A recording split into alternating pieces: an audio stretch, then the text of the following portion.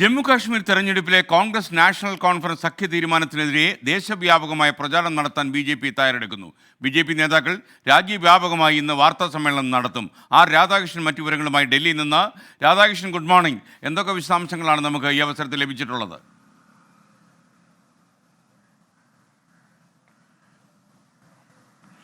എസ്കെൻ, ഈ ജമ്മു കാശ്മീർ തെരഞ്ഞെടുപ്പ് BJPയെ സംബന്ധിച്ച് അവരുടെ അഭിമാന വിഷയമാണ്.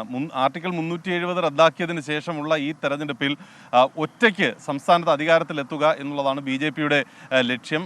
എന്നാൽ അതിന് വലിയ വെല്ലുവിളി ഉയർത്തുന്ന വിധത്തിലാണ് ഇപ്പോൾ നാഷണൽ കോൺഫറൻസിൻ്റെയും കോൺഗ്രസിൻ്റെയും ഭാഗത്ത് നിന്ന് ഉണ്ടായിരിക്കുന്ന സഖ്യ തീരുമാനം. അതുകൊണ്ട് ഈ സഖ്യത്തിൻ്റെ അനൗചിത്യത്തെക്കുറിച്ച് രാജ്യവ്യാപകമായിട്ട് വിശദീകരിക്കാനും അതിൻ്റെ രാഷ്ട്രീയ നേട്ടം ജമ്മു കാശ്മീരിനുപരി രാജ്യത്താകെ ലഭ്യമാക്കാനും വേണ്ടിയിട്ടാണ് BJPയുടെ ശ്രമം. ഞാൻ നിൽക്കുന്നത് BJPയുടെ ദേശീയ ആസ്ഥാനത്താണ്. ഇന്ന് രാവിലെ തന്നെ ഇവിടത്തേക്ക് BJPയുടെ ദേശീയ ഭാരവാഹികൾ അടക്കമുള്ളവർ ഇവിടേക്ക് എത്തുന്നുണ്ട്. അവരെല്ലാം എത്തിയതിനു ശേഷം ഈ വിഷയത്തിൽ രാജ്യവ്യാപകമായിട്ട് ഇന്ന് വാർത്താ സമ്മേളനങ്ങൾ അടക്കം സംഘടിപ്പിക്കാനുള്ള തീരുമാനം കൈക്കൊണ്ടിട്ടുണ്ട്. അതിനനുബന്ധമായിട്ടുള്ള നിർദ്ദേശങ്ങൾ നൽകും. ഏറ്റവും പ്രധാനപ്പെട്ട ഘടകം ജമ്മു കാശ്മീരിൽ ഉണ്ടായിരിക്കുന്ന കോൺഗ്രസ് നാഷണൽ കോൺഫറൻസ് ബന്ധത്തിൻ്റെ അനൗചിത്യം. ആ അനൗചിത്യത്തെ വിശദീകരിക്കുന്നത് ഒന്ന്, ആർട്ടിക്കിൾ 370 തിരിച്ചു കൊണ്ടുവരും എന്നുള്ളതാണ് നാഷണൽ കോൺഫറൻസ് പറയുന്നത്. എന്നാൽ കോൺഗ്രസിൻ്റെ നിലപാട് അതല്ല. അതുകൊണ്ട് അതടക്കമുള്ള കാര്യങ്ങൾ വിശദീകരിക്കണം എന്നുള്ളതാണ് BJP ആവശ്യപ്പെടുന്നത്.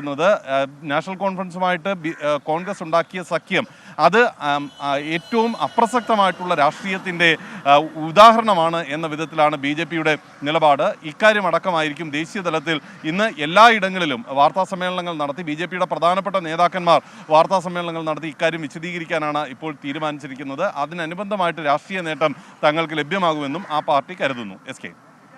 Okay, thank you are Radhakrishnan.